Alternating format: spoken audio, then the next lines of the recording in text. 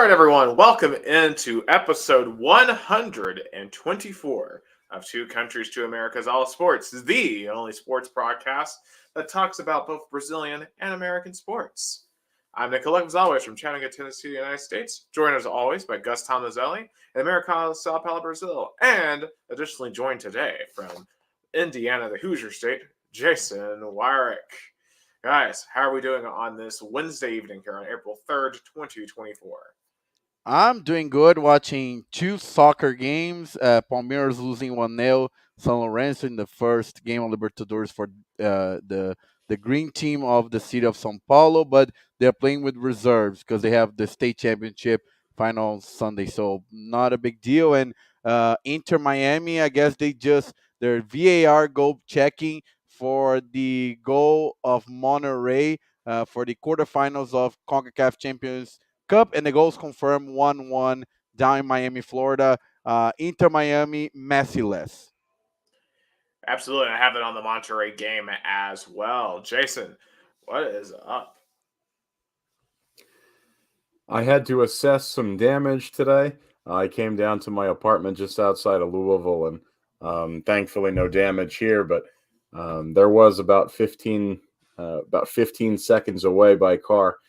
So we narrowly missed the path of the storm, but very pleased that there was no damage done, and happy to be on with you guys as always. And this time I didn't catch the podcast. Yeah, definitely yesterday was a bit tense. Excuse me. Yeah, definitely yesterday was a bit tense, definitely across honestly, the country east of the Mississippi, a lot of severe weather. I mean, ironically, today I did a story on the 50th anniversary of one of the largest tornado outbreaks of all time. Back on this date in 1974. That day, that F4 went right through Louisville, so it's kind of ironic. All the same areas that got hit that day kind of got hit yesterday. So thankfully, though, yesterday was nowhere near as bad as that one. But it's the time of the year here in the United States, for sure, for all that. But thankfully, it's quiet. It is a lot colder, and what is unfortunately colder as well is my feelings towards the NCAA. So let's jump right into it here. I've got to start off with our Volunteers because they did make a little bit of history over the last weekend. Of course, they went up to Detroit for the Sweet 16 against Creighton, and they got it done only for the second time in school history. They defeated the Creighton Blue Jays 82-75 in a game that was quite wild. They were trailing at halftime, but went on an 18-0 run in the second half, were able to withstand a late surge by Creighton to win that game. And it set up a titanic matchup on Sunday with the Purdue Boilermakers, a school that Tennessee knows very well in the postseason, both basketball and football. And usually it never ends well against Purdue. And unfortunately, it didn't end well again. We were only down a point heading into the last 4 minutes. It was back and forth. Dalton Connect and Zach Edey, the two superstars, just absolutely lining it up on both sides. But the Purdue Boilermakers pulled away at the end and make their first Final Four since 1980. And the VOLS are still looking for that banner. Let's dive right into this. I mean, I'll say this. This is probably the most heartbroken I've been over a Tennessee basketball loss. Just because I really love this team. And they were so close.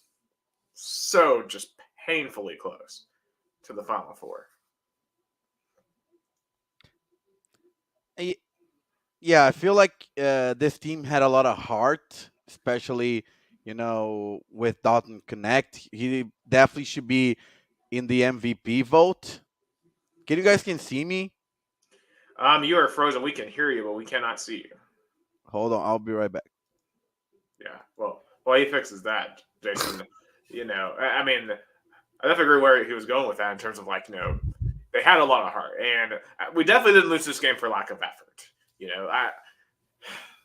Obviously, there's a lot of things that you can point to as the catalyst for Tennessee losing, and for me, you always have to look at yourself first. And Tennessee down the stretch didn't shoot the ball very well. Dalton Connect, who I do want taking the shots, I don't want to act like what I'm about to say is saying that he needs to not shoot as much, but he played a little bit of hero ball at the end.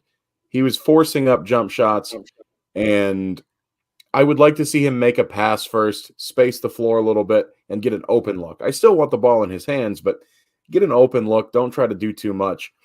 And, turning the ball over at the end of the game, poor decision making. Those things really did us in. However, a lot of people have gripes about the officiating and about Zach Edey going to the line 37 times. I don't have an actual number, but he shot something to the effect of 25 free throws, something to that effect. And people want to point to that. And I don't mind him going to the line as much as he goes. The problem that I have is that he doesn't go to the bench with a ton of fouls. And in that vein, I think there's a legitimate gripe.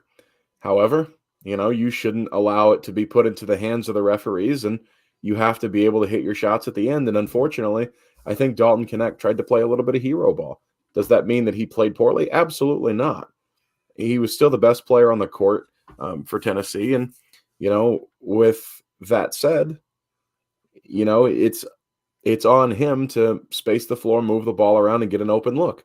And ultimately, he took contested jump shots, and he just missed.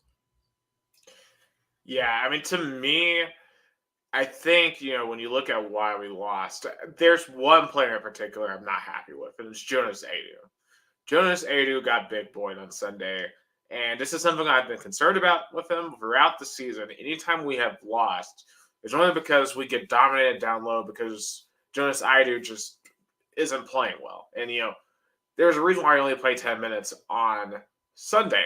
And, Jonas Aidoo, there was a stretch this year where he was playing really, really well. But on Sunday, he was 0 of 4, got 2 rebounds, and Rick Barnes just didn't have him on the floor. He only had 3 fouls at the end. He was just like, I can't trust this guy. And for good reason. No answer against Edey. Couldn't attack him. Couldn't find a way. There have been other bigs that have had found success against Edey throughout this year, and Aidoo just isn't that guy. If Tennessee needed a real center in this game, and Aidoo unfortunately is a power forward. He's not a center, and he just doesn't have what it takes to truly compete at a high level at the 5. And because it wasn't just a Purdue game, he didn't play well at all in this tournament. And by the end of it, I was thinking I'd rather want JP Estrella on the floor, and JP Estrella played 5 more minutes on the floor. That has to be really humbling for Aidoo that this true freshman was outplaying him by a significant margin. I'm not saying Estrella played amazing, but at least he wasn't scared of Edey. Some guys just aren't built for the moment, and I think we learned that about Jonas Aidoo in this particular game. And I think JP Estrella, he looked the part of somebody that is built for the moment. He is not developed as much as somebody who is an upperclassman because he is only a true freshman. However, he came in and he held his own, which is very impressive against the competition that he was facing. And with that said, that gives Volunteer fans a whole lot of stuff to be excited about moving forward, considering how well he played against tough competition. It's going to be fascinating next year because Aidoo is only a junior, right? So you imagine he'll be back next year for his senior year with Waka and Estrella both back. I wonder how Coach Barnes is going to handle this big bang rotation because I don't think you can just go in and assume that Aidoo is your starter. Because I think by the end, Waka was by far the more superior big. And if Waka can just stay out of foul trouble on a consistent basis, he's the best big Tennessee has by a large margin. So I think that's one thing Coach Barnes is going to have to, figure out before the beginning of next season because inevitably in college basketball, you're going to run into a team that has a really good center. Now, thankfully, Zach Edey is gone. We don't have to deal with him. Kind of reminds me of something that Kim Mulkey said after the Iowa LSU game I'm going to talk about a little bit later on. Thank God Caitlin Clark's going to be in the WNBA, probably with your Indiana Fever. But, I thank God Zach Edey's not going to be in college basketball anymore because Tennessee just had no answer for him with his 40-16. But also, we also have to look at Sakai Ziegler. And I'm not as mad at Ziegler in this game because he still had 8 assists. And you could tell that, he still was controlling the game as a point guard. But you kind of hope wish a few more of those shots went in. But sometimes you are just missing shots. So I'm not as mad as Ziegler as I am as Eider. I'm not really mad at Ziegler at all. Eider's the one I'm frustrated with. I think the biggest consideration point here is that once Zakai Ziegler realized he didn't have it shooting the ball, he made it a point to incorporate everybody else and still be efficient with the basketball. Sure, you want him to take shots, but he played an intelligent game.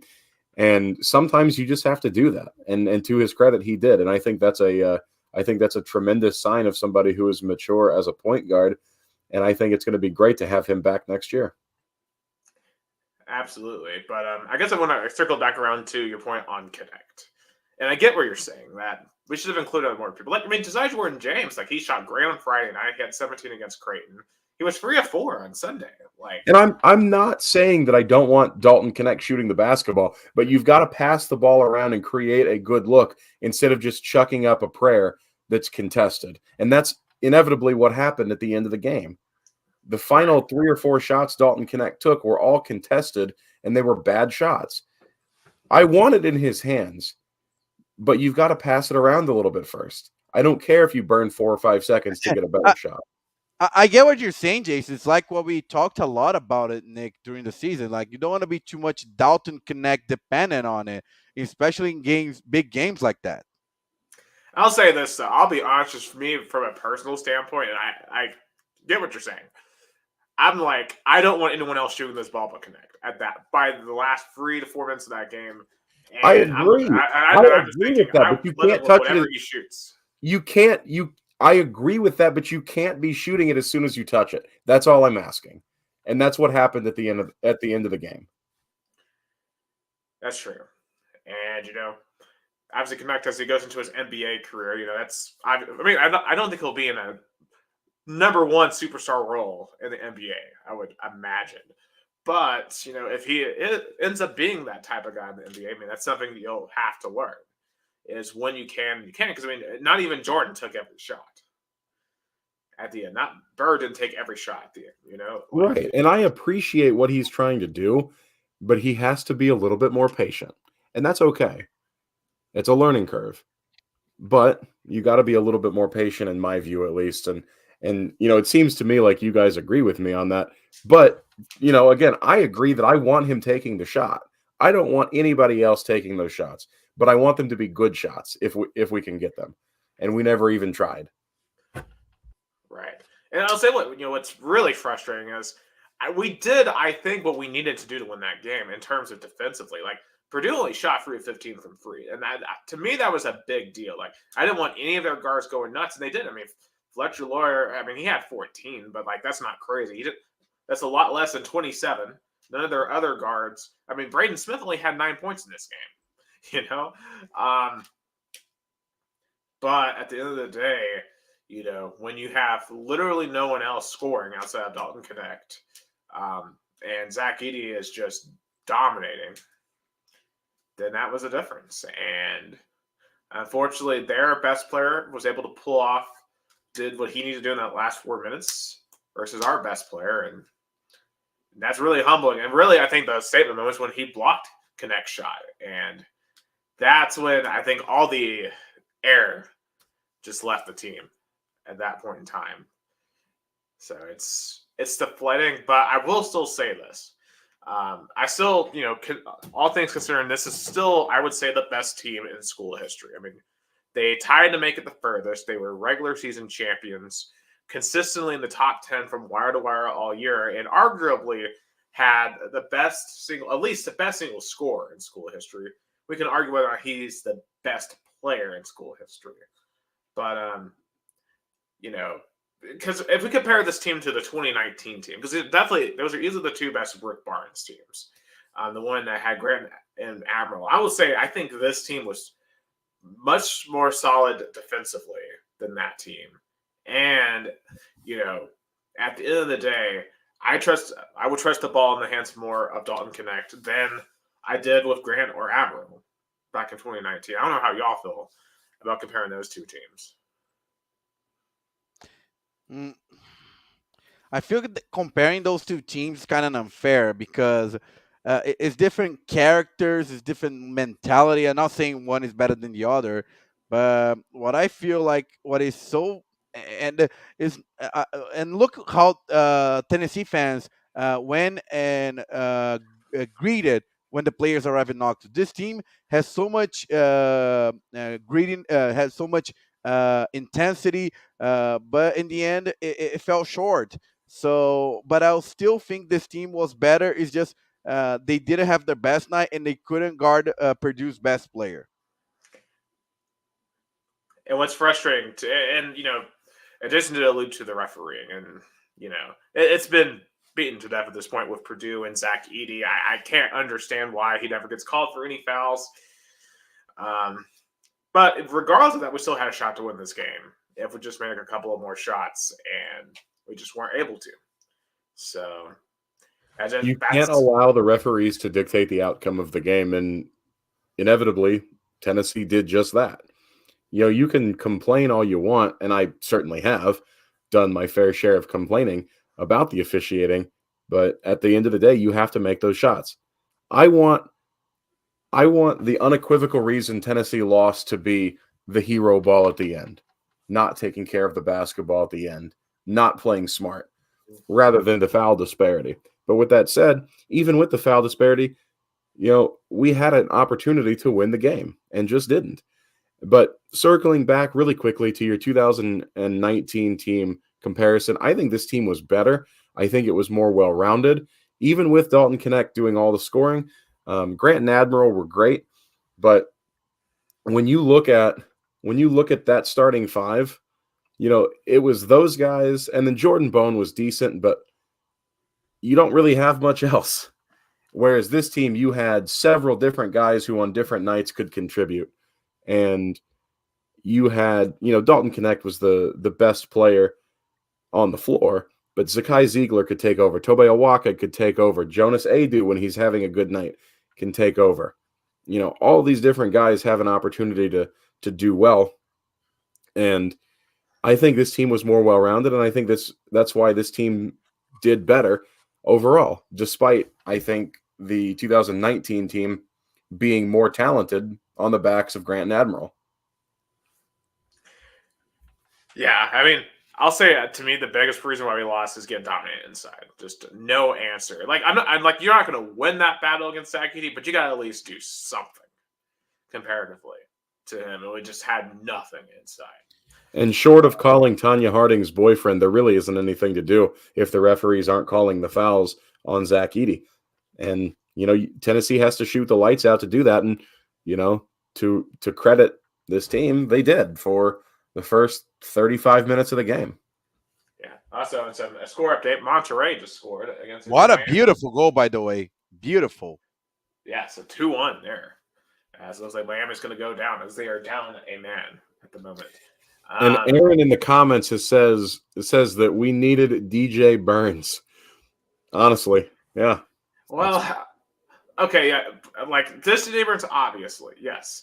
Now, if DJ Burns stays at Tennessee, do we think he develops into the exact same player he is now? I feel probably not. I think Pat Kelsey did a pretty good job developing him at Winthrop. I think these what ifs in sports are so because it's oh my god, like if we had this player, things would have been different. Maybe Tennessee would have making the Elite Eight because of DJ Burns, and maybe he would have a poor night performance, and Tennessee would have lost. Like you can't put what if in sports because you're always gonna play the best case scenario. You're never gonna put the worst case scenario. Right, and what if Dalton Knecht came straight to Tennessee out of high school when he was 6'3" still and hadn't hit his growth spurt? I mean, it's just that's impossible to know because DJ Burns, I remember when he got recruited to Tennessee, he was definitely a hyped up recruit, but it just didn't work here. And for him, he found Kelsey down at Winthrop and then went to NC State and has been on this magical run. So,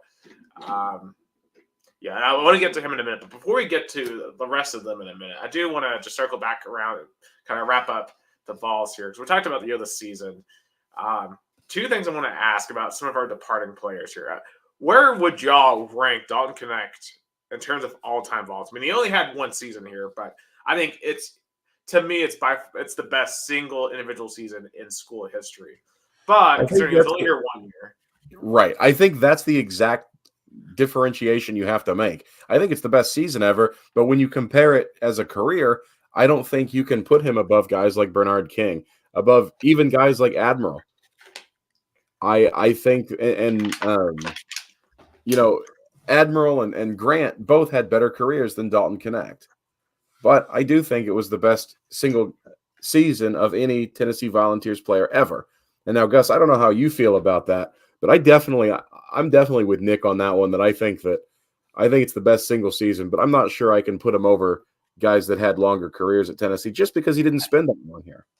Yeah, I think it's a great point because it's not fair to compare in terms of overall greatness. You can put, I think, a best category is like best single season player, Dalton Connect.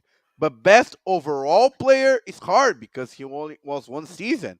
You mentioned several names that had multiple seasons and made a bigger impact than Dalton Connect in a longer period of time. Yeah, like the Chris Loftons, Bernard King, Allen Houston, all those guys played for multiple seasons. And it sinks that we're not going to get Connect for more than one season. But, I'll be talking about this season that Dalton Connect had when I'm 50. I'll be telling people 20, 30 years, you should have been there when Dalton Connect was playing for the Tennessee Volunteers because it was absolute magic. And I just wish we could do that one more time around. But I will miss him so much. And we'll go down as probably one of my favorite all-time ball athletes, regardless of sport. His locker room interview was just like he was truly grateful to be a Vol. You can see on his eyes, not only his words, but his eyes. Oh yeah, he'll be definitely a big VFL. Oh yeah, this season has changed his life. He's going to the NBA now because he came here. He came here because he wanted Rick Barnes to make him a better player, and that exactly is what happened. And I also want to say this too: there should be no question about Rick Barnes. These people who run around saying, "Oh, we need to fire Rick Barnes. We haven't made the Final Four," and okay, first and foremost, we've never made the Final Four. These people acting like we're Kentucky, a basketball powerhouse. No, we've never been a basketball powerhouse. Literally. This is the best run we've ever had in school history. And I think at this point, Rick Barnes is the best coach we've ever had, unquestionably. So just stop it. He's here until he retires. Think about it, how long it took for Jim Harbaugh to win a national championship with Michigan. It took 9 years. 9 years. And it's way harder in college basketball because it's so random. It's like in college football, you make the playoffs, you have to win 2 games. And then you got to win 6. And basketball is a much more random sport than football. Yeah, look at NC State. They're in the Final Four, but they were rewarded for a month of great basketball. But if you count it up until October, they shouldn't be in the Final Four. If we use college football measure in college basketball, NC State would have been in the Final Four. What's insane about this entire situation is you guys know how big of a joke Louisville basketball has been for the last 2 seasons. 12-52 over the past 2 seasons. And Louisville was leading North Carolina State in the first round of the ACC championship tournament, the ACC tournament, with 3 minutes to go. And then one guy, I don't remember what his name is, one guy hit a 3 for NC State, and they got hot, and they literally have not cooled off since. It's incredible how they caught fire. And props to them, and props to Kevin Keats for sustaining that magic. Yeah, but it just goes to show that you can't really quantify a college basketball coach based on what you do in the tournament. It's impossible because like Shot got smart. Like everyone's like, oh, he's a choker. Khan's a chronic choker. But the dude just went to the Final Four. Like it's just you just gotta have everything go right. And like literally, if Tennessee's in any other region now, okay, outside of the East, we're not getting past UConn. And no one I think is gonna beat UConn. Spoiler alert for my Final Four prediction. But if we're in the South or if we're in the West, Tennessee I think is in the Final Four. Because I think we're better than Alabama. We've beaten them twice. And I think we would have beaten NC State or Duke. But we just had to go up against Purdue. Because like probably your top two teams are UConn and Purdue. And Tennessee arguably is up there just right behind them. If Tennessee doesn't lose so early in the SEC tournament, Tennessee probably gets that last 1 seed over North Carolina. And nobody is changing my mind. Oh yeah, I would agree with that. And losing to Kentucky that last regular season game too, definitely hurt. But I don't think that hurt nearly as much as the tournament loss. Kentucky is a very solid team, even though they did get beat early. Let's have a laugh at their expense. But even though they lost early, they were still a very talented team. And that team full of freshmen, they have 2 or 3 guys that are going to go in the top 10 or 15 picks in the NBA draft. That's probably the most talented team outside of UConn in the country. They may be the most talented team in the country. And with that said, when those guys get hot, they will beat you. And that's what happened. They just don't have the consistency. And that's why they lost a bunch. And that's always why they lose a bunch. I think the loss to Mississippi State in the SEC tournament was the nail in the coffin. You beat Mississippi State, you win a couple more games in that SEC tournament, you're a 1 seed. Easy. Over North Carolina. Mm-hmm. Yeah. I always have to wonder how different. I wonder if that would have been the difference between the result that we did get and then the Final Four. But Jason, will again use the point that I made earlier. The what ifs in sports. What if Tennessee went to the first seed and had an early exit because they couldn't play the opponent? I think it's really hard in sports to play what ifs. Because think about this. Like if we shoot the way we did against Texas and we were playing Michigan State, remember how well Michigan State was shooting against North Carolina in their second round match? The fact remains, though, the path to the Final Four was a lot tougher as a 2 seed in this region than it would have been if Tennessee ended up that last number 1 seed where North Carolina was. That's the only point I'm trying to make, and I will stand on that because I think the path was easier that way. Tennessee beat 3 really good basketball teams on the way to the Elite Eight. Oh yeah, absolutely. And every path is tough, but as a 1 seed, yes, the path probably would have been easier. I just want to get that point about Rick Barnes because I think Coach Barnes has deserved to be free of any criticism this fan base should have because some of these people act like we've been to 10 Final Fours, and that's not the case. I pose one question to anybody that doesn't like Rick Barnes. Who can Tennessee realistically pull that is a better coach than Rick Barnes? I'll wait. I'll hang up and listen. Because the long-term plan that I would like to see is whenever he does retire, I want us to get Kim English, who was an assistant here, and see if he'd come back. Because right now he's at Providence. So, that. So, anyway. If we are lucky, Deacon Rick will be around for several more years. Here's hoping, because when Deacon Rick retires, Tennessee fans are going to get a swift reality check. Those that wanted him fired are going to get a gut punch reality check that Tennessee is good because of Rick Barnes, despite what anybody says. Yeah, they're going to go back. We're going back to the years of 16 and 16. Also, Aaron Young saying, I wouldn't be doing my job if I didn't say, once again, that NESA should have made the tournament and roll trees. And he is absolutely correct because Kareem Abdul-Jabbar is just rolling through the NIT. And really... Marshmallow Anthony. putting up a middle finger to the NCAA. We were robbed of an Indiana State run in March Madness. One last thing I do want to ask, ball related, before we move on off the Mel team. Milk Chamberlain, love it. We also are saying goodbye to Santiago Vescovi and Josiah Jordan James, who have been there since we were in Knoxville, right? Since 2019. And, they've faced a fair bit of criticism. But I think, they have given a lot to this program. And, yeah, they may have not been the very best players. But, I thought, especially as defenders, they were awesome. And, that takes a lot of effort to be that good on defense. It's not to go Vescovi. You have to give him credit. He was our leading scorer last year. And it took a lot of maturity for him to realize that when Don Connect came on the team that he needed to relinquish that role for the better of the team. And most players would not make that decision.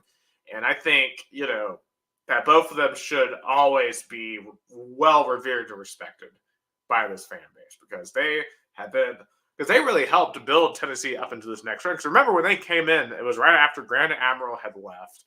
We had kind of fallen off a bit right before COVID hit. But they kind of stayed and helped form the core for this run that we just had.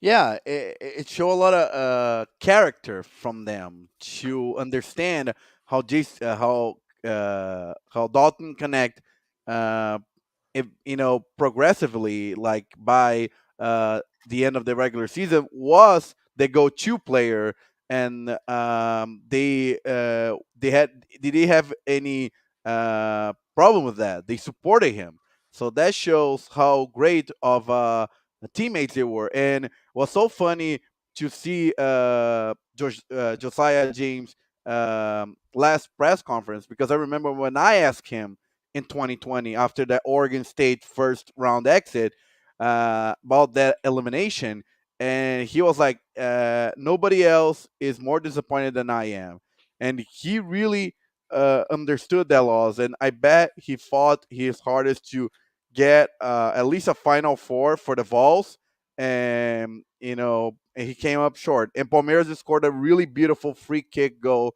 by Piqueres, so 1-1 in Argentina. Yeah, and I'll never forget when you were having to translate for Santiago Vescovi when he first got to Knoxville. Oh, that was awesome. I was to be fair, I was caught off guard, but I had that was that. I'll never forget that interaction to ask him a question in his native language. I think I didn't butcher Spanish because that's not my first language, but I was able to ask a question that he understood, and I really like Uruguayan players, from basketball to soccer because they have a lot of determination. They had a lot of passion, and definitely Vescovi showed that every time he was on the court. Absolutely. Yeah, I know we spent a lot of time talking about the Purdue loss today. I do just want to briefly acknowledge the Creighton win. That was just a great performance on Friday night, and we shouldn't overlook that performance because a lot of tennis teams in the past would have lost a game like that. But, I mean, they really took out Trey Alexander, one of their big three, and really were just able to punish them. And they were very well balanced on Friday. And I hope, future Vols teams look towards that type of performance for maybe what it will take to get over the hump. And I truly, truly believe more than ever that one day the Tennessee Volunteers will break the glass ceiling and make it to the promised land of the Final Four. I just really, really wish it was this team. But it will be some team. Eventually, Tennessee will get there. What I'm sad is, what's not fair is that Alabama made first in the Final Four than Tennessee. That hurt even more to be out this season. Right. I mean, and to be fair, they earned it. They went toe-to-toe in North Carolina and beat them. And, I'll be honest, I didn't know if with their style they would pull it off. But, they did. And you have to give them the ultimate credit for that. And, I kind of thought, if they could hit their threes, then, yeah, they could pull it off and win. And they faced a Clemson team they were better than and got the job done. And this is after surviving, tough challenges from Charleston and tough challenges from Grand Canyon. So Aaron Young asked, do you think that Rick Barnes is that coach that will get you over the hump and into the Final Four? I mean, if not him, then who? It's like what Jason asked, who is there? Which coach is out there that you could say, oh yeah, it is getting Tennessee to the Final Four right now? I don't. I mean, I think that's what we have. I think the way that I want to answer that is, I think he is capable. I don't know if he's going to be the one to do it because it's really difficult to get to the Final Four. But with that said, he's more than capable of doing it. He showed it this year. We were that close. And I think, as Gus said, I think the Harbaugh comparison could be really apt because 5 years ago, I think there's a lot of people who ask, oh, Harbaugh's never beating Ohio State. He's never getting Michigan remotely close to a national championship. And admittedly, up until they won it this year, up to the Alabama game, I was even like, there's no way Michigan's beating Alabama in the Rose Bowl. There's zero chance until they proved at every step of the process that Michigan, could actually win the college football playoff. I didn't believe in John Harbaugh. And I think for a lot of people, I'm hoping for a lot of people, this is what happened for Rick Barnes. The Rick Barnes, I think, is a lot, much better person, better human being than Harbaugh. But, that's just speculation.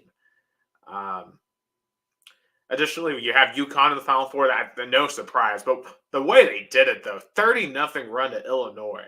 And Illinois is one of the best offenses in the country. Just, absolutely nasty. And that may be this may be the one thing that kind of subdues this loss just a little bit for me. Like, as much as I want to go to the Final Four, right?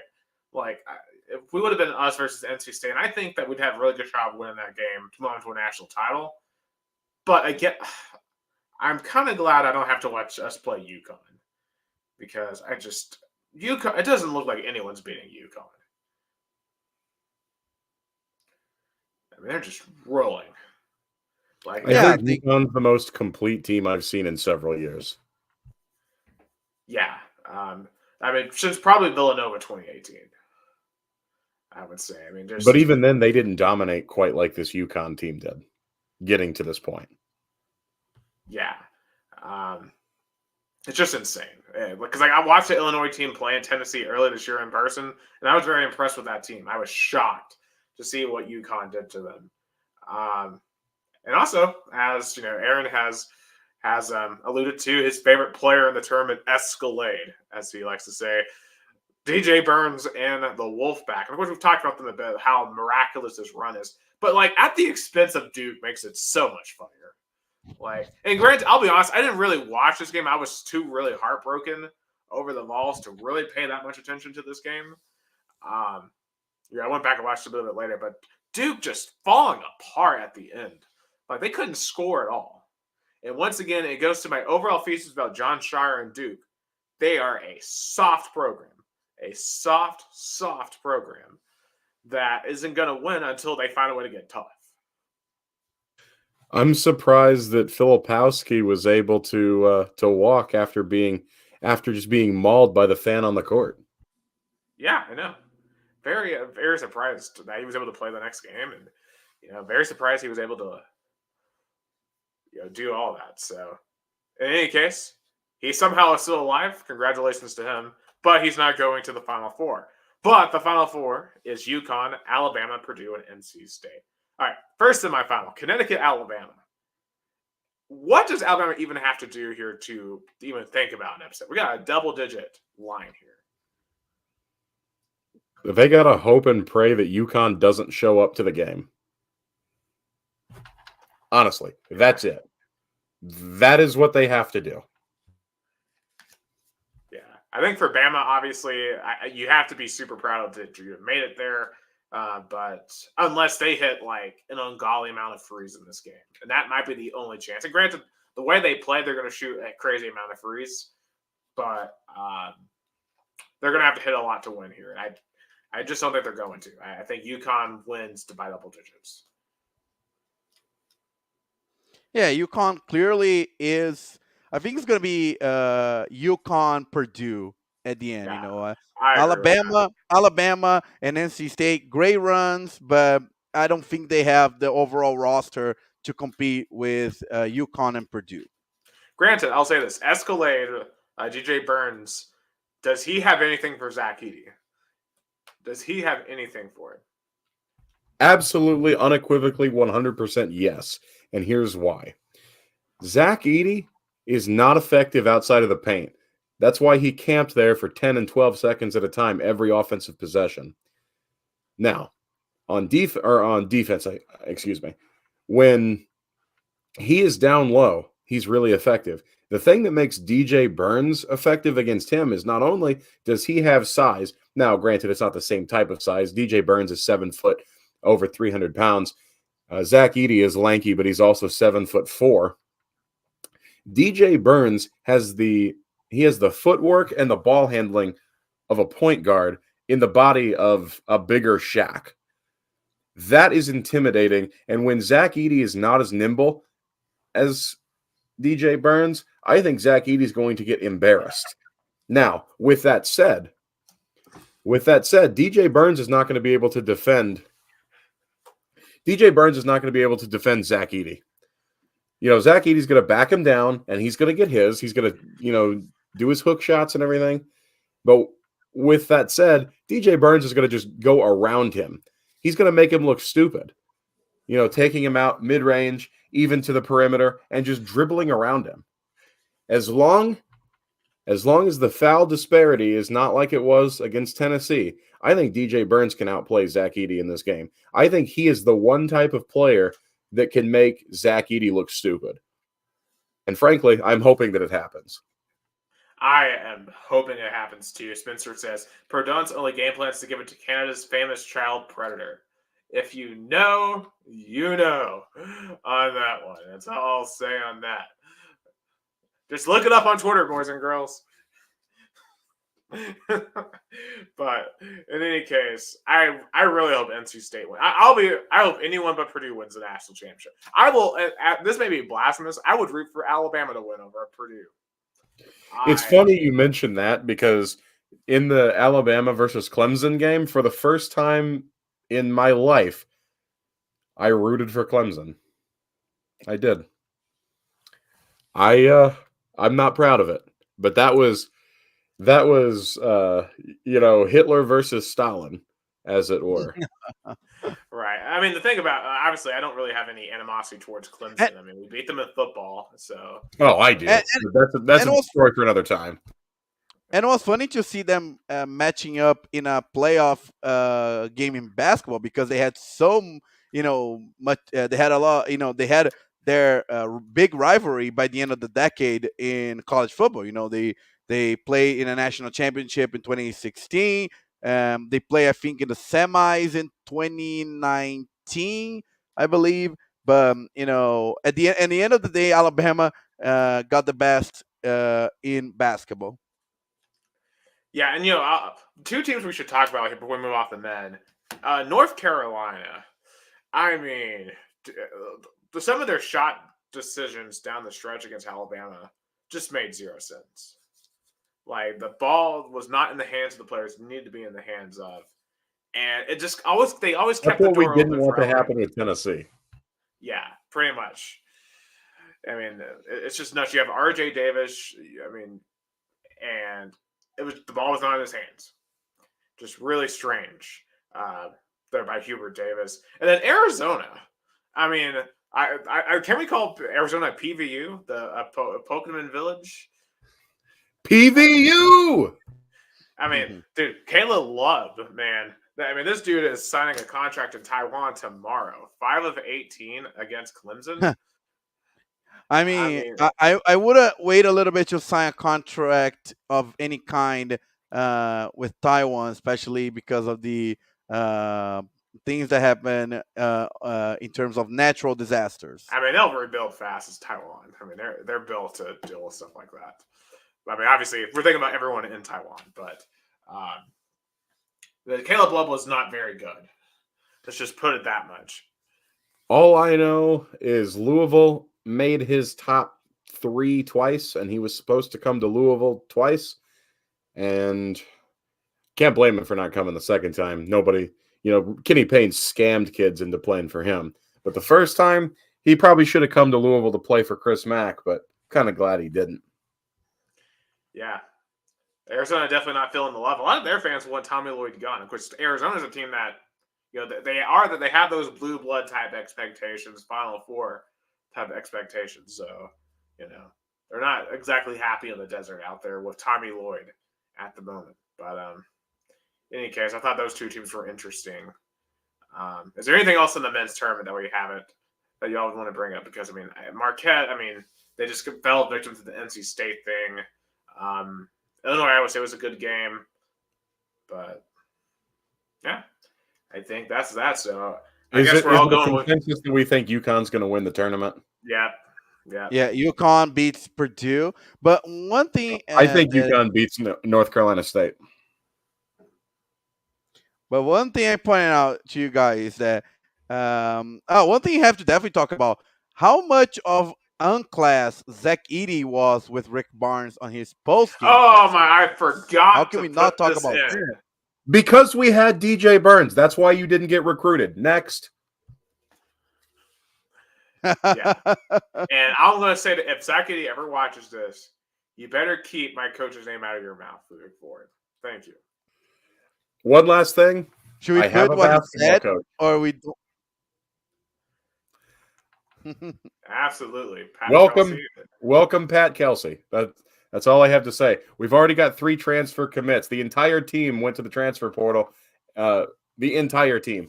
And we now have 3 transfer commits. I'm here for it. Yeah, and I know we're looking at some exciting transfers as well. I doubt we'll find another Dalton Connect, but hey, you never know. Apparently we're going back to Northern Colorado. St. Thomas coming from Northern Colorado also. Who knows? Yeah, who knows? Hey, Northern Colorado's going to become our farm team, apparently. So maybe that's Rick Barnes' secret plan. He's going to go send these guys to Northern Colorado so they can develop offense, and then they'll come and learn defense from him. So that is the secret plan to the Final Four. Oh my God. Oh man. Moving on. Moving on. We're gonna move over to the women's side of things. But before we get into the women's tournament, we gotta talk about the bombshell that happened on April Fool's Day, but it was no joke on Rocky Top. Danny White has brought down the hammer on Kelly Harper, and she is fired. Do we think this was the right decision? Yes.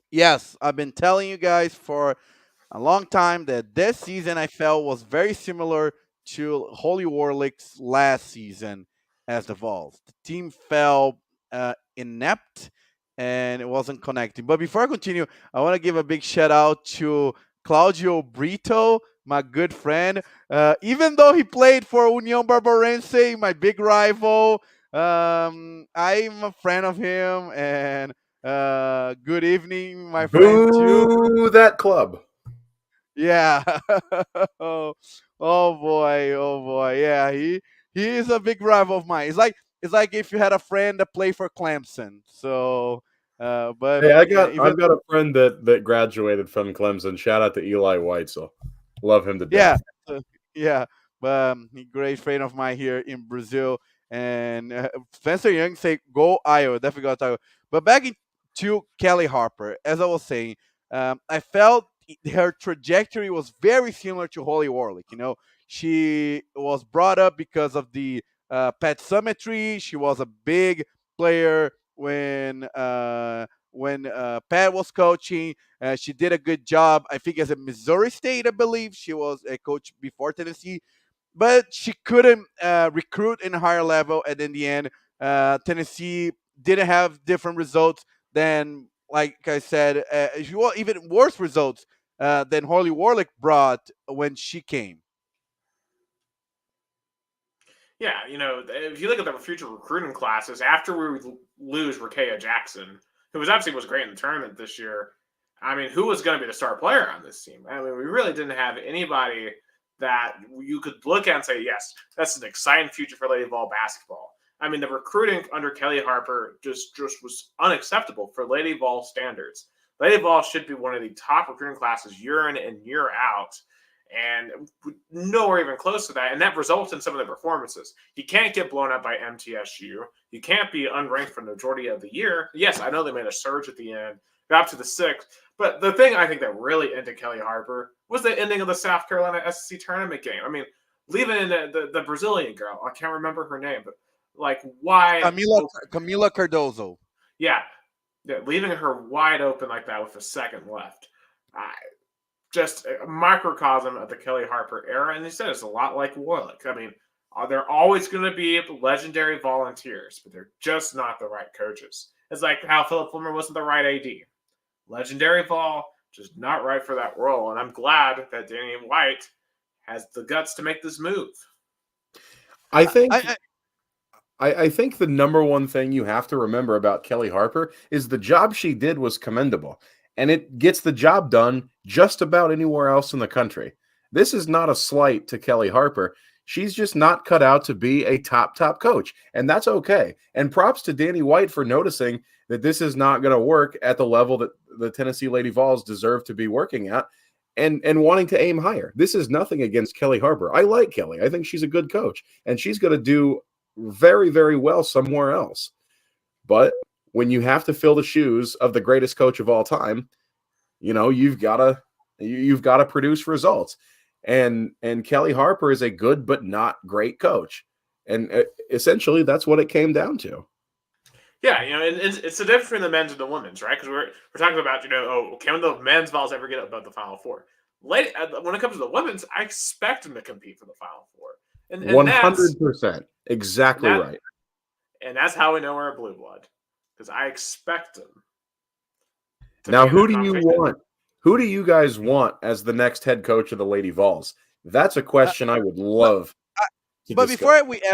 before we ask that question, Jason, the big question is, Danny White right now is going to cut the cord on Pat Summitt tree like Alabama did, cutting the cord on Bear Bryant tree. I think you have to. Because it's a hard thing to do. Because Alabama, after Bear Bryant left, tried to, bring former players as coaches, tried to reproduce. It didn't work. And when they finally cut the cord and brought Nick Saban, they went back to being great. So do you think it's a fair comparison? I do, yeah. I think that's a very apt comparison. Because when you talk about Bear Bryant, at the time that Nick Saban was hired, Bear Bryant was unquestionably the best college football coach of all time. And they replaced him, or they finally went away from his tree and hired who is arguably now the best college football coach of all time. And I think it's a very apt comparison considering that Pat Summitt is the best women's basketball coach of all time. You can argue Gino Auriemma, and when it's all said and done, maybe we'll discuss him. But until the fact of the matter is you have to replace a legend with somebody else to keep at that level. And not every former player is cut out to do it.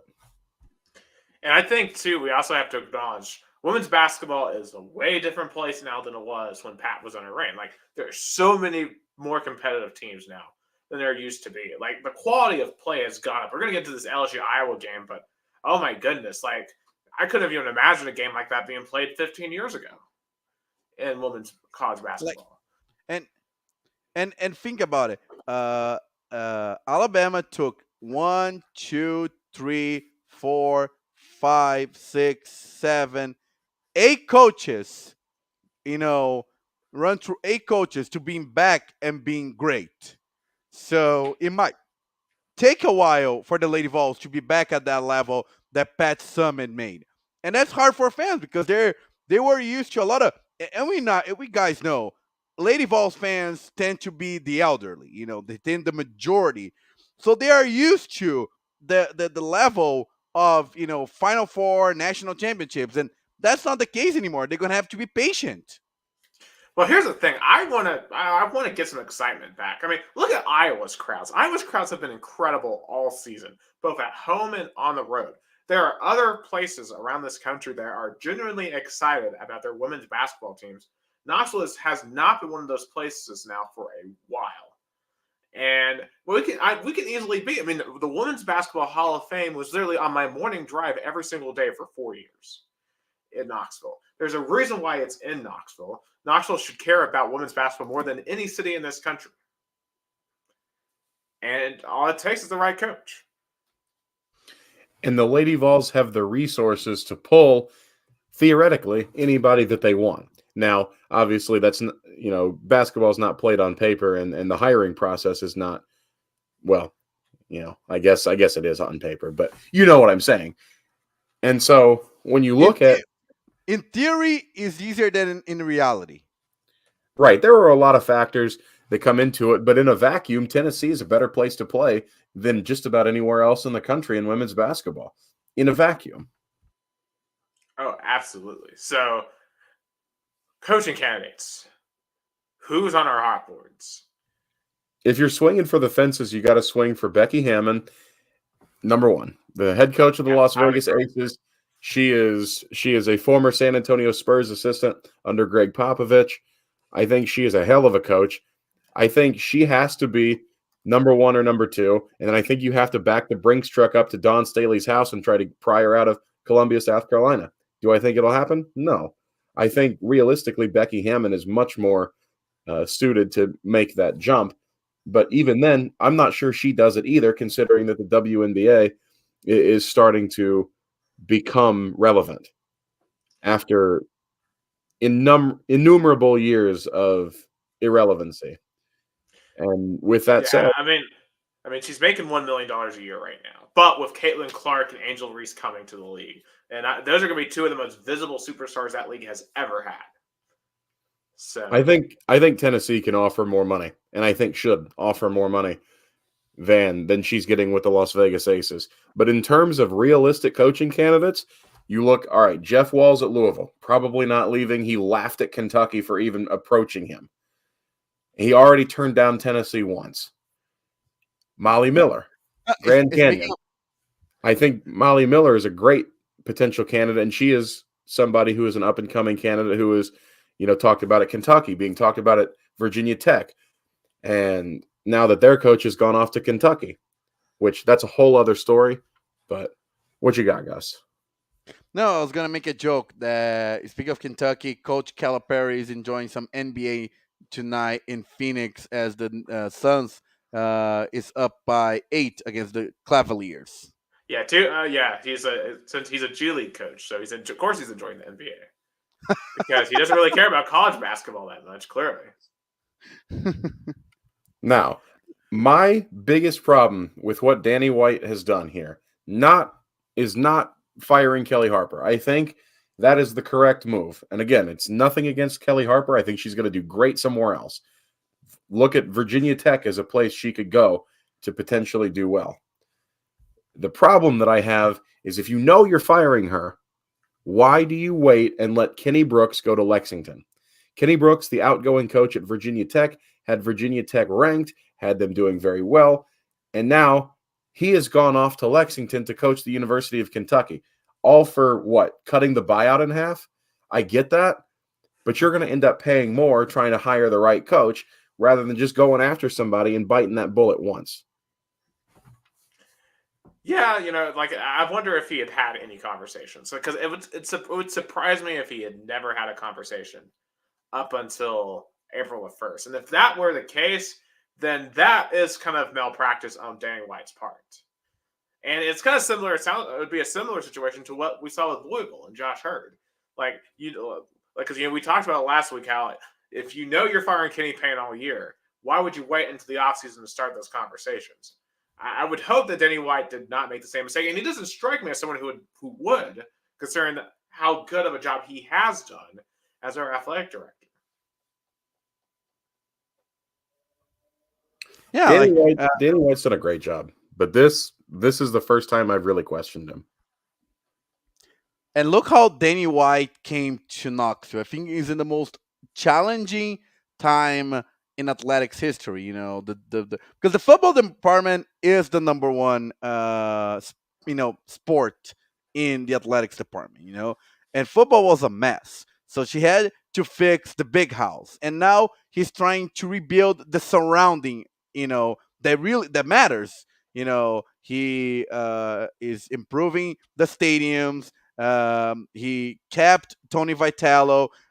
He kept Rick Barnes, and now he's gonna have another big challenge in finding a great coach for the Lady Vols.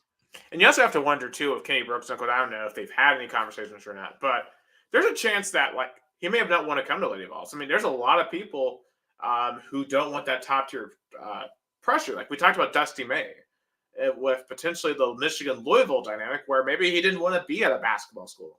He's okay being the second fiddle at Michigan compared to being the top dog at Louisville. And that could be a similar case here. I bet there's some coaches out there that look at what Kelly Harper has done are like, why would I don't want to go there and get fired for going to the tournament every single year? But that's the difference. That's the difference. When you hire somebody, you need to aim for the highest. Those top tier candidates are not going to turn down Tennessee for being the toughest job in the country because they've done better at programs with less resources, less history, less prestige. Don Staley, perfect example. Right, and that's who I bring the back of the Brinks truck to first, because she has said a lot of things about Pat Summitt in the past, how much she admires her. I mean, I think Staley would at least entertain a thought about it. I don't think she'll do it, but she would have entertained a thought, I would think. And her and Hammond, and then the Molly Miller thing. And this was a divisive one amongst the Lady Vol fan base, because there's some who admittedly are just on the train because Molly Miller is a rather attractive woman. But at the same time, Molly Miller, like, if you don't know her backstory, man, she literally lost one game in D2 in like 2 seasons. Like, I mean, everybody's worried about all of the men of Vol Twitter talking about Molly Miller like the women haven't thirsted over Tony Vitello for the last 4 seasons. And somebody made the comment that, the men want to hire Molly Miller because they're horny. All right. Guilty as charged. I'm horny for that 836 win percentage. Sorry. Yeah, I mean, hey, winning is winning. I guess my one question is, will that translate to the very tip top of women's basketball? Going from Grand Canyon to Tennessee is a major jump. But so is going from Drury to Grand Canyon, to be fair. That's true. And she has done a good job there. So it's going to be interesting to see. I still want Becky Hammond, though, and to put some context in this, she made less than Kelly Harper last basketball season. It's very true. Also, I've been hearing some rumors about USC's coach, Lindsey Gottlieb, as well. But you have to wonder how much of her success this year is Juju Watkins versus her. Like, is she being carried by a player? And then Wes Moore. I really like Wes Moore a ton from NC State. Granted, he's from North Carolina, but I followed him for a long time here in Chattanooga when he was with the Lady Mocs. Got them to the tournament every single year, won a couple of games with Chattanooga. I mean, obviously now has NC State in the Final Four. I mean, fantastic coach, but I don't know if at this point in his career he's willing to make that jump. But still, if there's even any interest there, I would be over the moon for Wes Moore. Just off my own personal experience following his teams. But in any case, okay, and pretty much the only, I think, Lady Vol that's being mentioned is Cara Lawson, who's done okay at Duke. She's done all right. But I just feel like that's another Kelly Harper hire. And I think you're going to get very similar. She would not be tied to the job if she didn't play at Tennessee. Let's call a spade a spade. Nobody would mention her for this job if she did not play for the Lady Vols herself. Am I wrong? You are, I think, 100% correct in that assertion. And it just goes to show that we have to break the chains. And I think if Pat Summitt were still with us, she would want the Lady Vols to move in that new direction, because clearly what she built was amazing in the 90s and 2000s, but it has to be changed for the 2020s. It's a new era. It's a new time of women's college basketball. It's literally the most popular it's ever been. And the Lady Vols now have to adapt to that new world. And just because you played for the greatest coach of all time, Pat Summitt, doesn't mean you can coach like her. And I think people need to get that through their head. Just because you played for her doesn't mean you can coach like her or have the success that she had. And it doesn't make you a bad coach. I think Holly Warlick was a decent coach. I think Kelly Harper's a pretty good coach, but that's not the standard. And to keep the program from dropping into irrelevancy, you have to hold that standard. Yeah, because I don't want us to become Louisiana Tech. Because who watches the Louisiana Tech Lady Textures anymore? That's I think if you are the Tennessee athletic director, Danny White, you have to pull what LSU pulled and just back the truck up to the best coach you can find, like they pried away Kim Mulkey from Baylor. And I think Tennessee is the most capable organization of doing that. And if that means plucking somebody from the WNBA, like Becky Hammond, so be it. Absolutely. And hopefully the allure of being in Knoxville would bring her to Knoxville. So we'll see what Danny White can cook up here in this coaching search. But shifting back to what's going on in the court here, because we just had the highest rated women's game ever, a 13.9 million average, which means at times 15, 16 million people were watching this game. Just unreal, the growth of the sport. And it's really fitting because the way they opened the telecast in Japan, they gave credit to all the women who have played that sport, who have slept on cold gym floors. I was reading a book by Pat Summitt earlier this year, talking about how she was having to wash her own players' like uniforms and just had no support whatsoever. And now the superstars that we have now, like Caitlin Clark and Angela Reese, have really just ballooned the popularity of this sport. And I don't think the people who watched were disappointed with what they saw. That was an excellent game played in the Elite Eight between Iowa and LSU. Just absolutely entertaining. And Caitlin Clark, man, just building her legend one game at a time. 37 that she dropped in this game. And it wasn't like, Angel Reese played bad. Angel Reese had 17 and 20 and had gotten hurt in the second quarter as well. Man, of course, I think the ultimate victim of this night, though, was Haley Van Lith, who just got absolutely cooked on defense by Caitlin Clark. And I could see some schadenfreude there. I have nothing to say. Yeah, I felt bad for that poor girl. I mean, there was one time where she got Why? Caitlin Clark got swished on, and she just looked at the camera and just shrugged and then ran back down the court. So, because Caitlin just owned her. Haley Van Lith was my favorite player while she was at Louisville. And even when she left, I had a lot of respect saying, all right, she got her degree. She grad transferred to Louisiana State. All right, whatever. But the instant you start running your mouth about Louisville, I will turn on you. And that's what happened. She ran her mouth about Louisville, and now everybody in Louisville's laughing at her. Her career tanked going to LSU to ring chase. Because once you begin ring chasing, you forget the Mamba mentality that got you in the place you were in the first place. Oh, absolutely. Absolutely. And it's funny that she went to the LSU team thinking it'd be easy, and no. You didn't even make the Final Four. You left Louisville and trashed Louisville just to have the same result you had at Louisville, getting beaten the Elite Eight by Caitlin Clark. Yeah. 1 year later, no difference at all.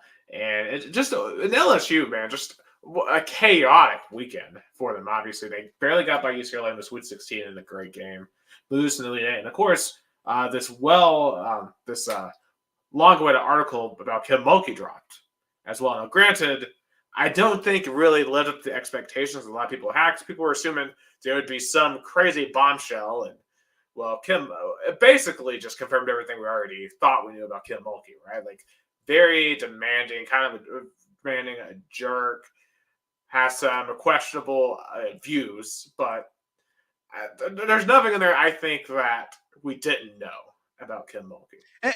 And the thing is about this article is that she made a big deal out of it.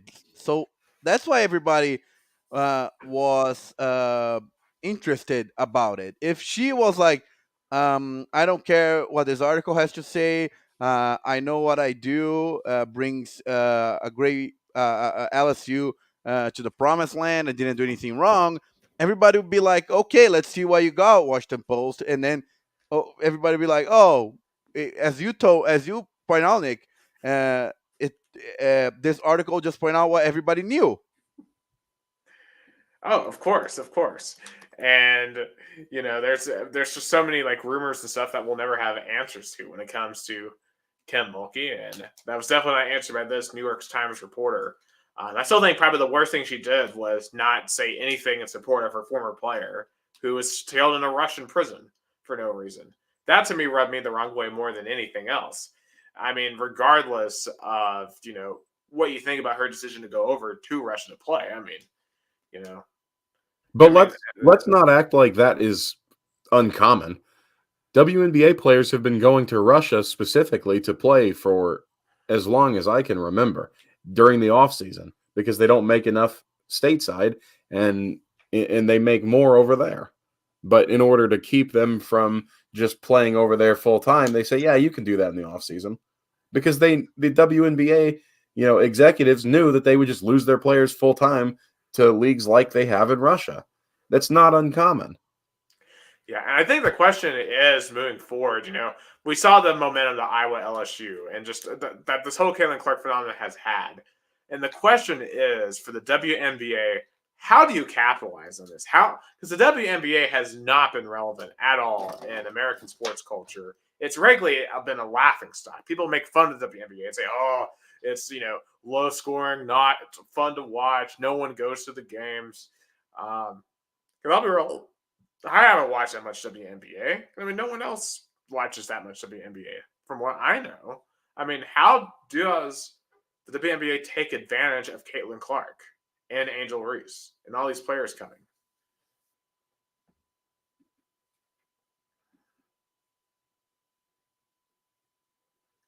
I don't think we can hear you, Gus. Your audio's off. No, I'm good. I think what do you hope? What do you hope about what do you hope this generation brings to women's basketball overall is they inspire new Caitlin Clarks, new Angel Reese. That's what you hope for. Because sports, at the end of the day, they depend on stars. I think the NFL is only one is somewhat immune, but Patrick Mahomes and then Tom Brady, you need stars to make your sport interest. Yeah, and I don't know if you ever heard my question, Jason. I was just asking, how does the WNBA take advantage of Caitlin Clark? And you have to market the hell out of them. Honestly, plaster their faces on everything. Put them in every commercial they can get their hands on. Do exactly the opposite of what Major League Baseball did with Mike Trout. There's your answer. And I'll say this too. I think Caitlin Clark's easily more recognizable right now than any men athlete. Like I had some of my family members, like my brother, who doesn't really follow sports that closely. She was on the team like the other day, and he was like, "Oh wait, is that Caitlin Clark?" And like, yeah, that is Caitlin Clark. Like, I mean, non-sports fans know who know who she is. Spencer said the WNBA is a more technical game than the NBA. There's more flash and crazy shots in the NBA. And I just think that's in general, right? Because, we have to acknowledge biology here. They can't really dunk like the man can unless, you lower the rims, which that's another conversation that some people don't really like to have. But, look, Lisa Leslie comes around once in a lifetime, and she's gone. She's not playing basketball and dunking the basketball anymore. Right. So, the women have to be more technical. And I think, when I watch the women's game, it's a much cleaner game. Like, watching the men's tournament games have overall, yes, I love March Madness on both sides. But, like, on the men's side, it is a lot more messy. It's a lot more chaotic because these teams they're playing AAU sometimes. Like, remember that Grand Canyon, Alabama game from the second round? That thing was just a straight up mess of a basketball game. Like, Grand Canyon wasn't even running any set plays. You would never see that on the women's side. In terms of... Professor says the NBA is more technical game than the NBA. There's more flash and crazy. NBA has literally become an Instagram league. Like, you have really great Instagram highlights, but nobody follows the season. And it's And it's because it's straight highlights. And I think we've lost Jason here. I think he is frozen. Okay, there we go. We got Jason back. You were frozen there for a second. I actually don't think we have him back still. Yeah. So yeah, he is black screen to death. So at the moment. So yeah. But nevertheless, I think women's basketball is in a good trajectory. Recruiting internationally as well. Like, I'm so proud of Camila Cardozo, how she was able to thrive at South Carolina, which she went for Tennessee. But nevertheless, I'm really proud to see, because Brazil has really big tradition on women's basketball. We won the World Cup in 1994. We have Paula, Hortensia, Jeanette, all in the Hall of Fame in Knoxville. So proud to see that. And Camila Cardozo hopefully can be the leader of this new generation, and also inspire other international athletes, especially the women's side, to come to the United States to make the game better, like Giannis and Jokic and some and Dirt made with the NBA. Yeah, and it's also another good point. And of course, we're seeing on the men's side, we've talked about this before, how because of AAU, American basketball players are just not developing. I mean, this upcoming draft class, some scouts are calling the worst in the history of the men's NBA. I mean, the interest in the WNBA draft this year is going to be, honestly, I mean, I can't say it's going to be higher, but like it's going to be the highest ever for the WNBA. And for the NBA, it might be the lowest because, but there's just no excitement right now around upcoming players because, either you have to be really attuned to the international game to know where these NBA players are coming from because they're not being developed here in America. And for the women's side, they're actually learning how to play team basketball. And as Spencer said, it's hard to sell a more technical game to the average Joe who doesn't watch basketball on a regular basis when there isn't anything that can catch your attention. And, basketball audiences used to appreciate a true game of basketball. Like, you watch those NBA from the 70s and the 80s, like, yeah, there were some flashy players, but, like, it wasn't just the main goal like it is today. In Louisville, when Rick Pitino was the head coach, defense was king. Louisville fans love defense. And that's the difference between a fan base that really knows basketball and casual fans. And I understand that, but you don't want to dumb the game down to attract more fans.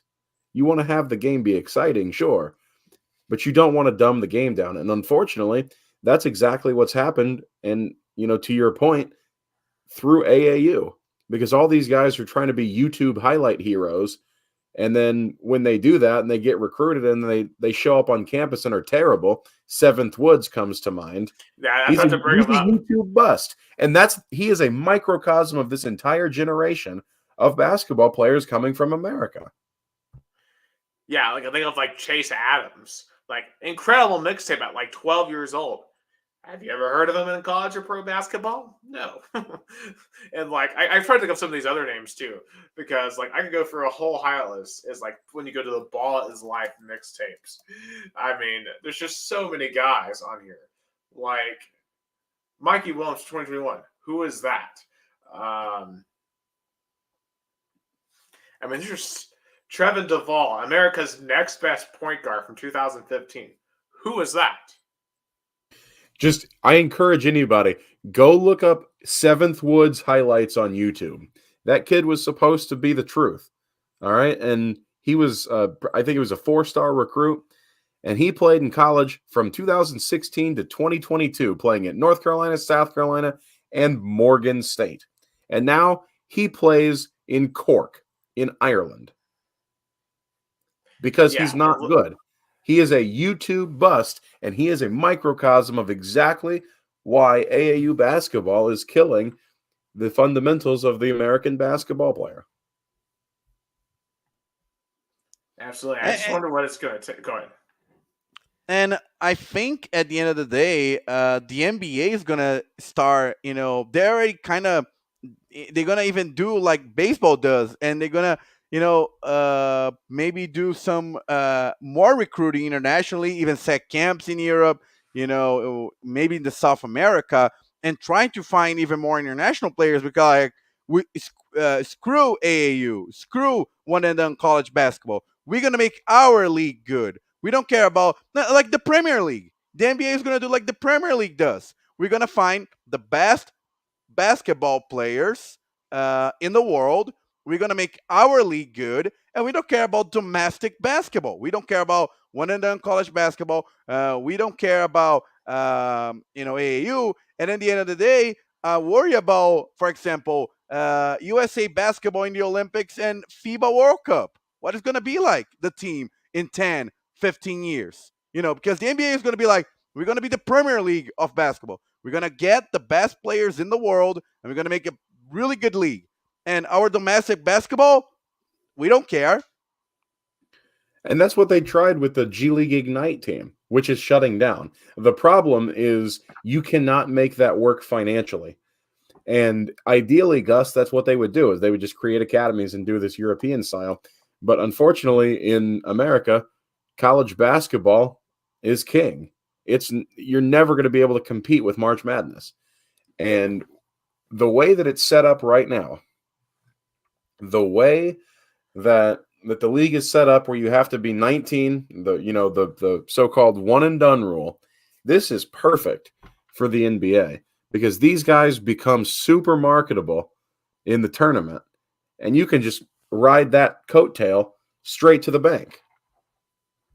Absolutely. Hey, Gus, pull up my screen that I pulled up, because Okay. I literally have, these are like the list of videos on the Ball is Live. There's just a random section. Like Theo Pinson, 9 years ago. Who is that? Marcus Lovett, 9 years ago. Who is that? Ivan Rabb, I remember he was on, I think, Cal or something like that. You don't hear about him anymore. Jordan McLaughlin. Who is that? Trevor Dunbar. I mean, Kelly Oubre, he ended up in the league. I mean, Thon Maker was on the Bucks for a little bit, but like, just in general, these guys are not leaving an impact. And because, as you can see, it's all about the highlight reel right there. So, yeah. And you can get, and like, there's just so hundreds of these videos. And I think the one he is mentioning, I'm gonna put up. Do you want me to put up the YouTube video, Jason? Yeah, because here it is right here. I don't know if we're gonna break any copyright here. Yeah, hopefully it won't. Yeah, because I don't think I have. Turn the sound off; it'll be fine. Just don't put music. Just let it be like that. Yeah. I mean, because it's blaring in my ears, so, and you can see it. Bang. And this is him at 14 years old, and he's blocking, and he just has insane.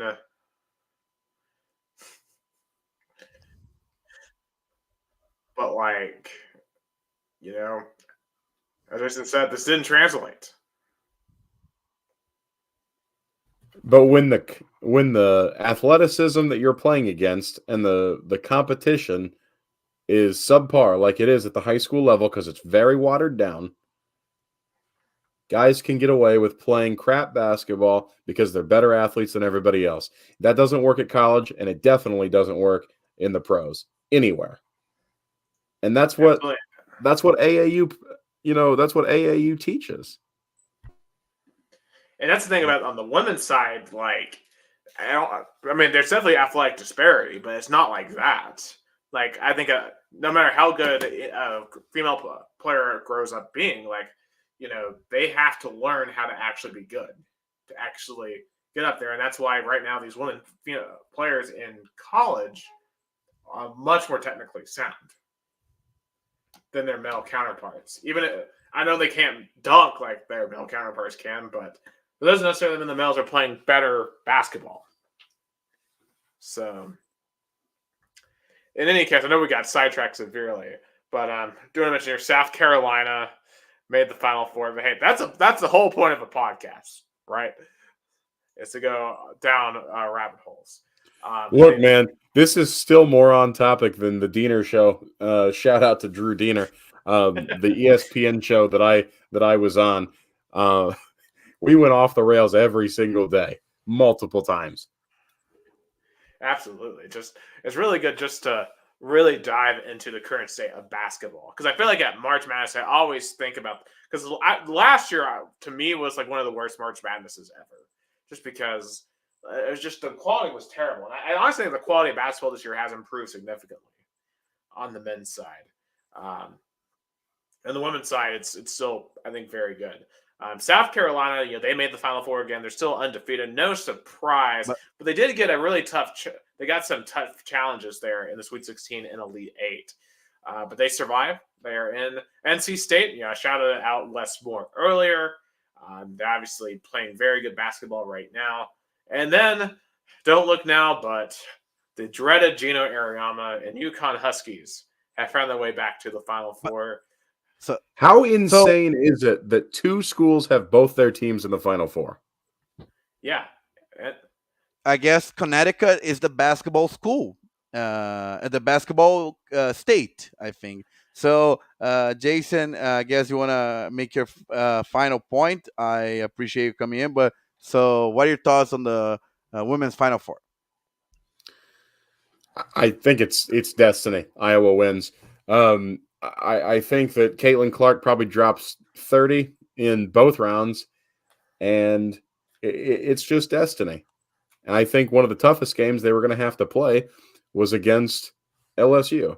Now, can they beat South Carolina? I think they can. Connecticut is beatable. They are very well coached, but I think South Carolina is the biggest obstacle in Iowa's way. But when the best player on the floor belongs to your team, you always have a chance. Mm-hmm.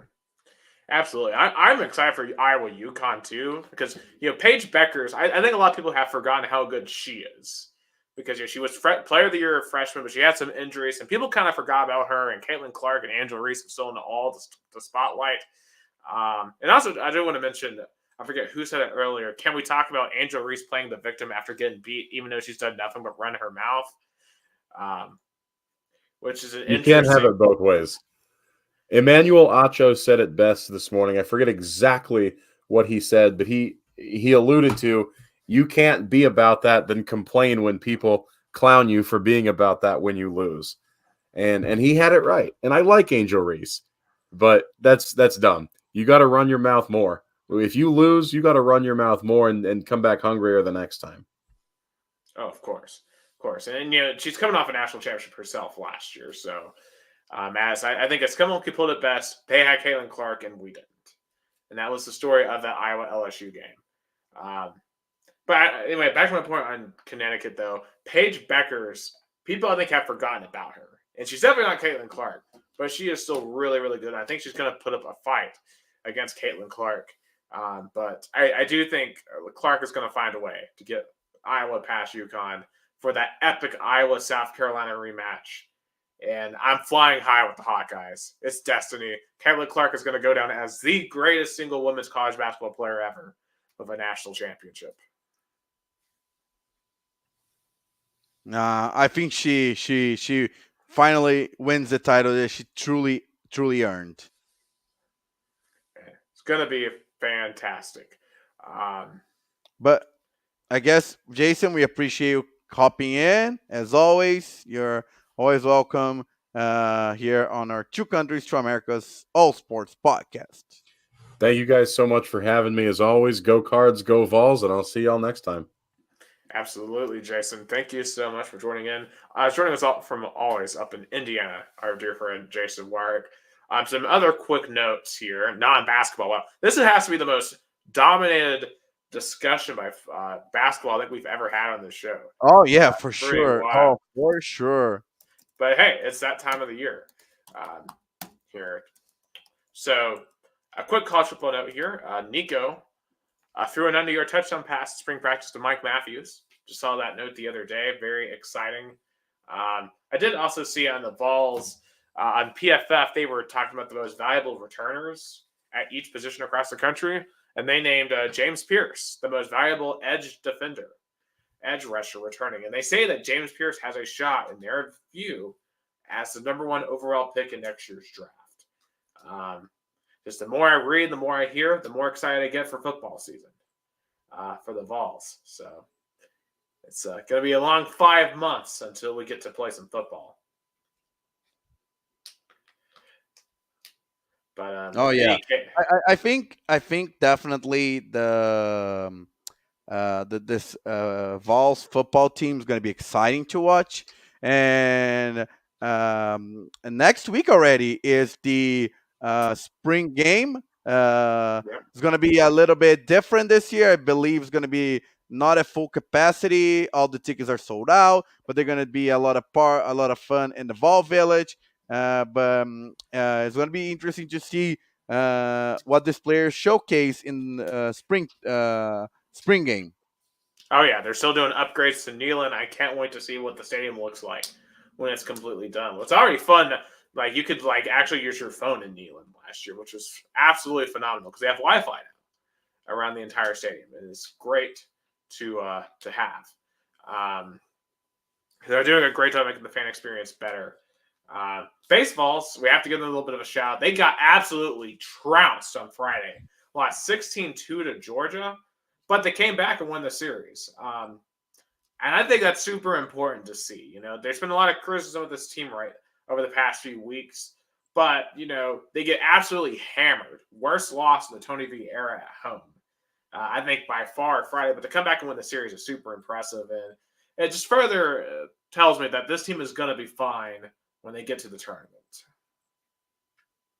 Oh yeah, I think it's gonna be fine.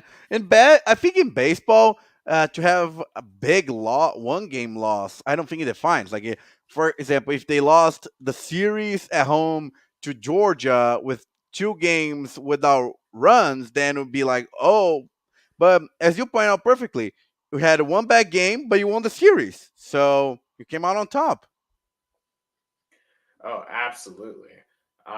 We do have some quick NFL notes to get to here. First and foremost, Stephon Diggs in the bombshell of the week here, getting traded from Buffalo to Houston. So Stephon Diggs is now going to team up with the young gun C.J. Stroud. Gus, what do you think of this trade? It shows the Texans definitely are in. They saw how much C.J. Stroud made a difference, and now you're giving.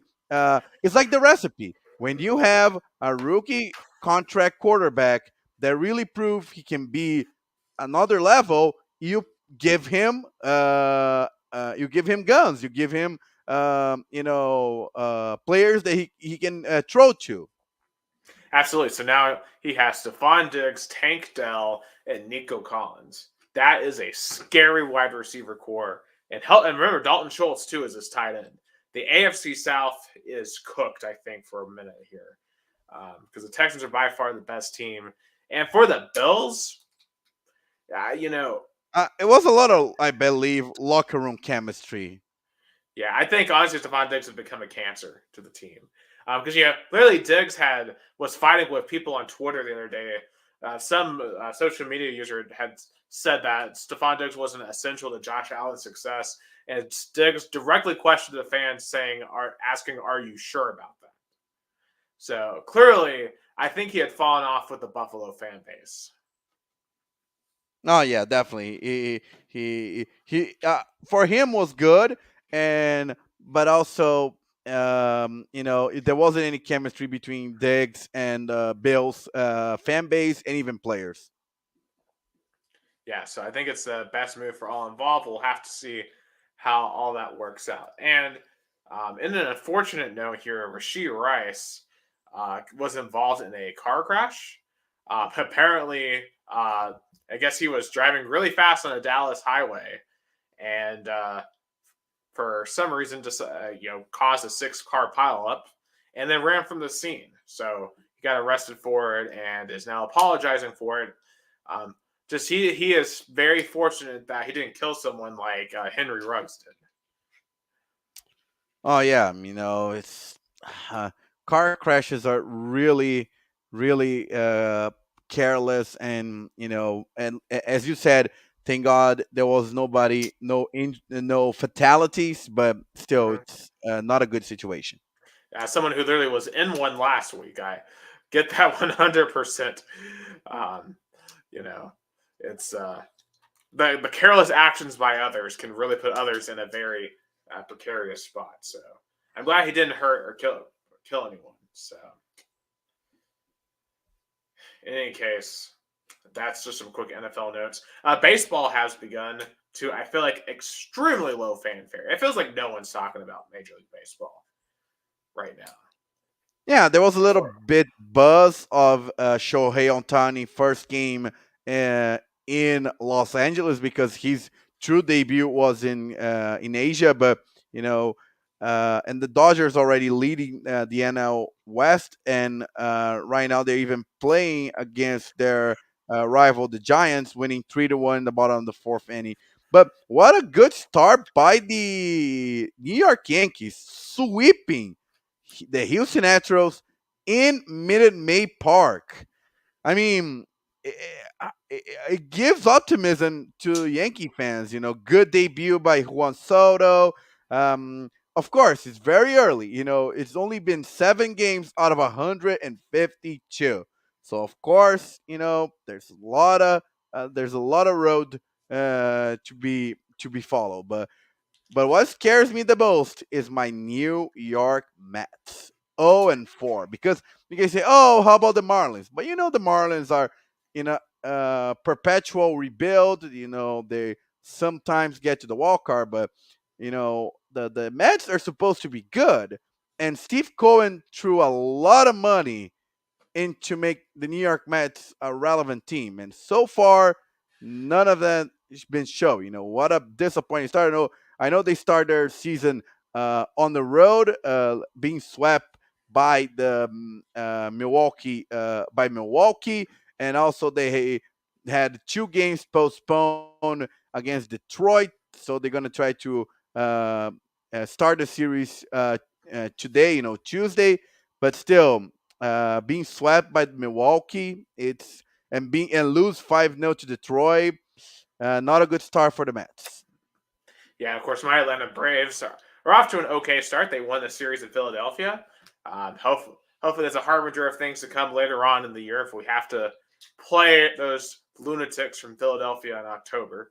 Um, and so far, we have split 1-1 with the White Sox. Actually, we're going to split 1-1 here because the last game of the series was canceled due to weather. As you can tell, weather is an ongoing issue across the United States right now. As evidenced by Jason's apartment in Jeffersonville, literally almost getting hit by a tornado yesterday. So, yeah, but the Braves off to an okay start. We'll see how they get going here. It's a long way to go, but hey, they're top of the NL East right now, so can't really complain about that. Pittsburgh Pirates though 5-1. Got to give a big shout out to them. Can they keep it up? It'd be cool. And the Detroit Tigers undefeated. We're now at 4-0. And the Texas Rangers, the current World Series champions, also had a okay start, winning four out of their 6 games. But let's talk about the worst team in the American League with the worst attendance ever. Oh my God! Did you see the photos, Gus, of I Oakland? saw it's just sad. It's just man, just find a baseball stadium somewhere else. You can find it in Utah, Nevada. Come on, just leave Oakland. It's I always like to compare. It's like it's the divorce that both staying living in the same house, but both don't like each other. So finish the divorce and go somewhere else. Like there has to be a minor league stadium in um, there's a Las Vegas Aviators. Like just go and play in their baseball stadium. Like Yeah. I if you're mean, gonna move to Las Vegas anyway. I mean, you've been even you even called me on video First Tennessee Park, I think it would have fit nicely the Oakland A's for a short period of time. I think it would have been a fine, uh, non-permanent baseball stadium. Yeah, they got to do something because the Oakland fan base is just in revolt at this point, and they have every right to be. I wouldn't go to any games either if I were them. It become like a it became literally a tourist attraction. I bet a lot of people that go are either somebody from the visiting teams, like, okay, I can watch them and also visit the Bay Area, so it's fun. So it's really become a tourist attraction, not something the locals engage it in. That's why a sports team is in your city, to engage with the locals, not to be a tourist attraction. Yeah, but it's like in Oakland. It's not even on the touristy part of the Bay Area. It's not even going to like San Francisco. Yeah. No, but I guess somebody can go to Oakland to watch their team, not the A's, but their visiting team, and then drive back to San Francisco and enjoy other tourist attractions. Oh, for sure. Yeah, it's just sad, and I don't know why Rob Manfred is letting this drag on. Like, someone has to step in and say enough. I mean, is enough. It's like the Chargers, right? When they announced they're going to LA, they went to LA. The NFL was like, okay, you're playing in an MLS stadium, but that's better than playing in front of an empty stadium in San Diego. yeah, definitely 100% agree. But it shows that Rob Manfred, unfortunately, wasn't a good commissioner. I think he's definitely the worst from the big three. From Roger Goodell to Adam Silver. I think he's by far the worst commissioner, and it's just another example that he is not doing his best job in the overall league. Oh, for sure. Quick NASCAR note here. Denny Hamlin won the Easter night race at Richmond in a controversial finish. So basically, Martin Truex Jr. had this race won, but then Kyle Larson got spun by Bubba Wallace, brought out the caution. Denny Hamlin beat Truex off a pit road. And then Hamlin, so basically in NASCAR, when you restart a race from a caution, there's a specific area called the restart zone. I want to see if I can find a picture of this because it was really interesting to me that NASCAR just let this go because I think that Denny Hamlin clearly here. I'm going to pull this up real quick and let you take a look at it because I think this is super interesting. Oh, I'm just. Here, hold You on, found it? Yeah, I think it accidentally went to another screen. Hold on, I got it. But I don't want to. I kind of don't want to play any videos. I'm worried about copyright stuff. Oh no! It's not a video. It's a picture. Yeah, so it's just a picture. So yeah, I've got it up, Gus. Okay. Yeah, so you see this white line here. I don't know if you see the white line that the cars are approaching. So Yeah. Denny Hamlin is supposed to wait past that line to go. However, I think Denny Hamlin clearly took off in the second picture before that white line. I think this restart should have been ruled illegal, and Denny Hamlin should have not been declared the winner of this race. And it made Martin Truex mad. And he felt like he got ran up the corner by Denny Hamlin. He ended up like wrecking into him, wrecking into Kyle Larson, just having a total meltdown on track. And I think Joey Logano should have been declared the winner of that race. I think that is just a very weird call by NASCAR.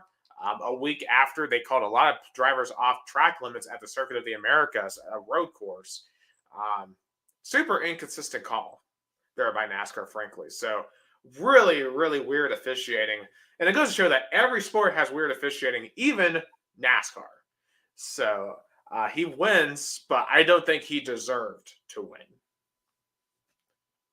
Yeah. It's. Yeah. I mean, officiating is hard in any sport. So as we tell by people complaining from basketball games now to NASCAR.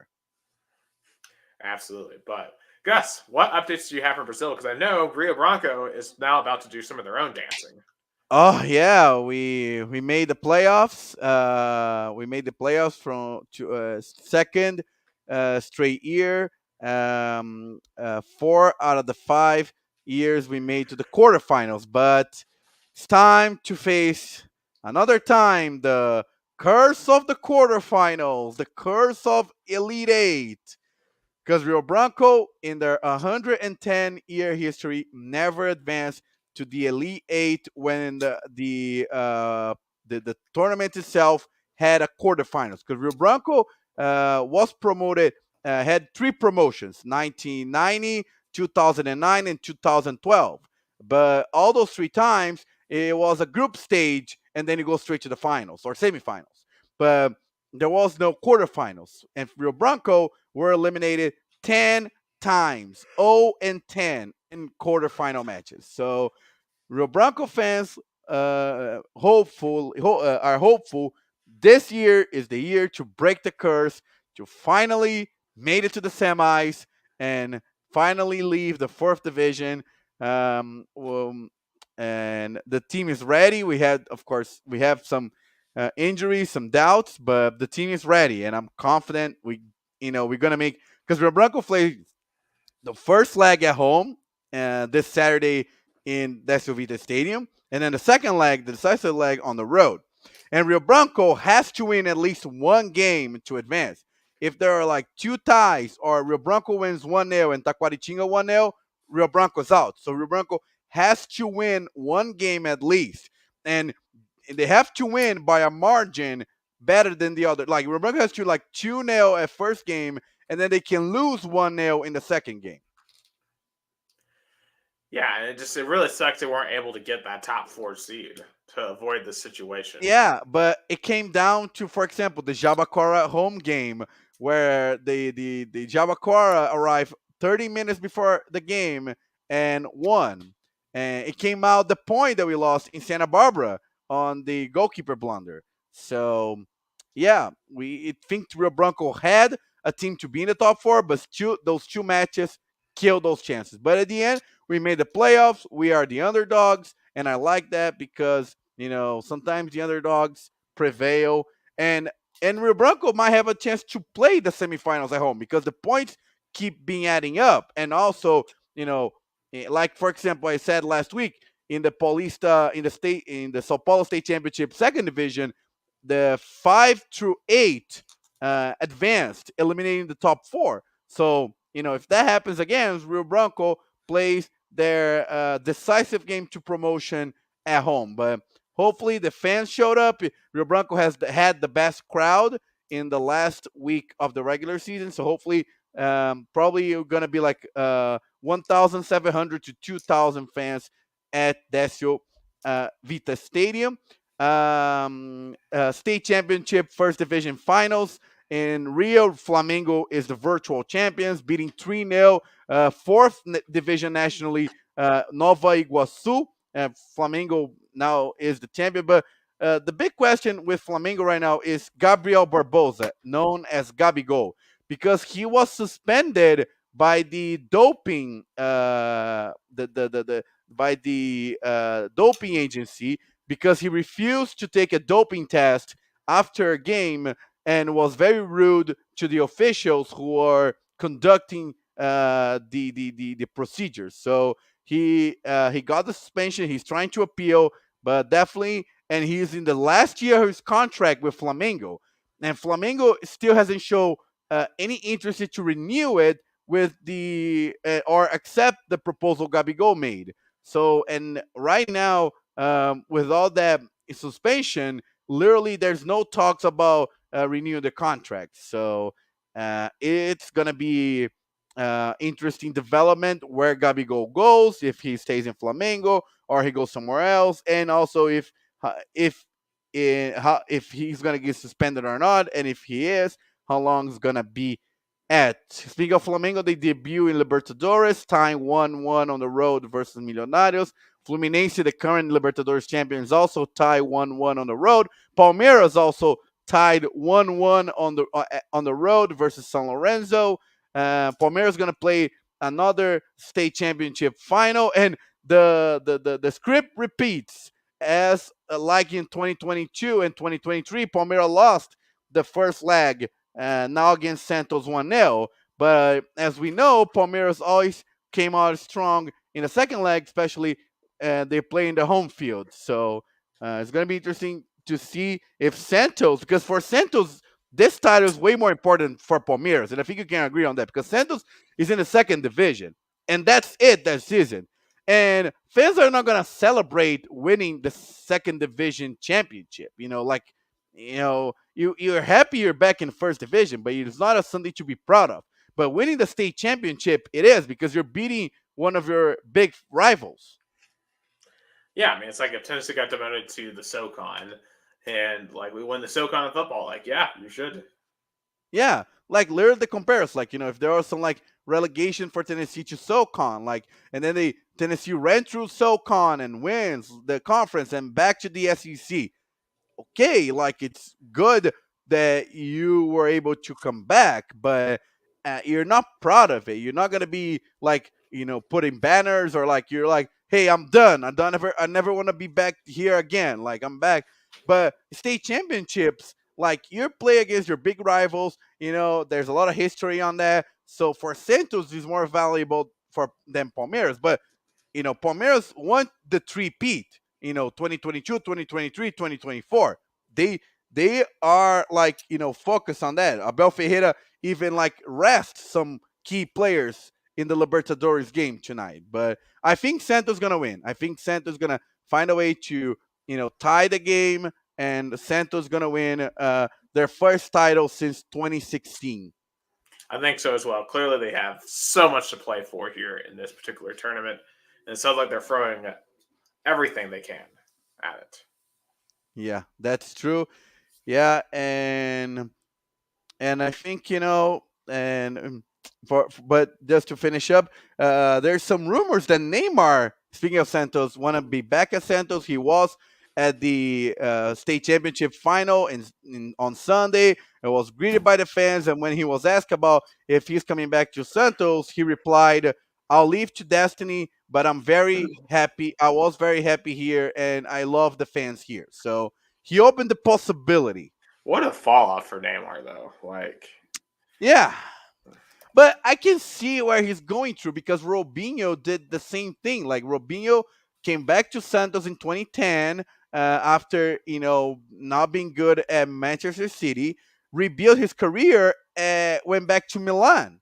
So if Neymar did the same thing, maybe he rebuild his career and be back in Europe. Maybe. I mean, I know Saudi Arabia isn't exactly treated him well. Yeah. So.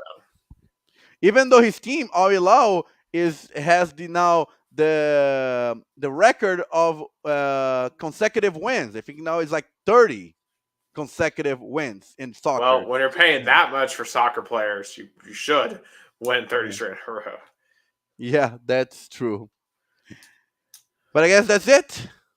Yeah, that is all we have. The time we have for America. For Two Countries, Two Americas, All Sports, the only podcast that talks about both American and Brazilian sports. Mostly basketball today, but as time goes on, of course, we'll shift more to baseball. Of course, football is always on the table. Soccer is on the table. We've got the Masters coming up soon. There's always something to look forward to. I think college baseball will become much more of a focus as well here in the coming weeks. But for Gus Tomazeli, down in the America, Sao Paulo, Brazil, for Jason Wyrick in Indiana, I am Nick Hill from Chattanooga, Tennessee, in the United States. This is Two Countries, Two Americas, All Sports, episode 124, which aired on April 3rd, 2024.